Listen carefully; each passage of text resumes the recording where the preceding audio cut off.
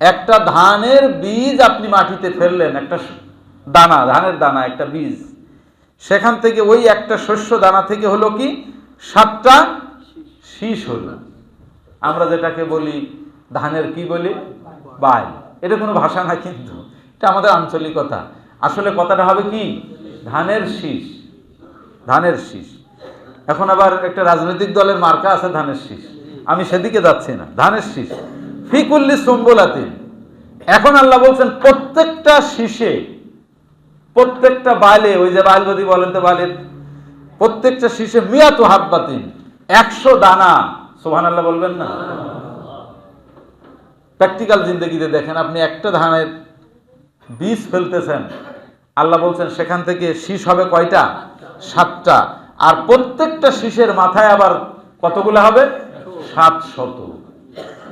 আল্লাহ এখানে উদাহরণ দিয়েছেন কি, আল্লাযীনা ইউনফিকুনা আমওয়ালাহুম ফি সাবিলিল্লাহ, যারা আল্লাহর রাস্তায় দান করবে, খরচ করবে যারা, তাদের উদাহরণ যদি 1 টাকা দেয় তাহলে কয়শো টাকা হবে? আমরা যে বলি না 1 টাকা দিলে 70 টাকা, 70 থেকে 700 গুণ পর্যন্ত। এটা কিন্তু আপনার আমার ব্যক্তিগত কথা না, এটা কার কথা? এটা কোরআনের কথা, আল্লাহর কথা। আল্লাহ এখানে স্পষ্ট দলিল দিয়ে দিয়েছেন।